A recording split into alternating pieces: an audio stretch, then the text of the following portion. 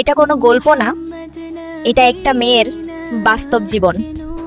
এই মেয়েটির দুনিয়াতে কেউ ছিল না, বাবা নাই, মা নাই, দুনিয়াতে সে ছিল একদম একা। কোনো আদর ছিল না, কোনো কথা বলার মানুষও ছিল না। শুধু আল্লাহর কাছে সে নিজের ব্যথাগুলো নিয়ে থাকতো। প্রতিটি বিকেল এই জায়গায় বসে সে নিজের চোখের জল লুকাতো। হঠাৎ একদিন একটা ছেলে মেয়েটির সামনে এসে দাঁড়ালো। ছেলেটি নীরবভাবে মেয়েটিকে এক গ্লাস পানি দিল। ছেলেটি জিজ্ঞেস করলো, তুমি এত কাঁদছো কেন? মেয়েটি ছেলেটিকে বলল, এই দুনিয়াতে আমার মা নাই, বাবা নাই, এই দুনিয়াতে আমি একদম একা। এই দুনিয়াতে যার কেউ নাই তার আল্লাহ আছে, আর তুমি যদি চাও আমি তোমাকে বিয়ে করতে চাই। মেয়েটি খুশিতে দাঁড়িয়ে পড়ল, কারণ এই দুনিয়াতে যার কেউ নাই তার আল্লাহ আছে। বন্ধুরা, এই গল্প থেকে আমরা অনেক কিছু শিখি।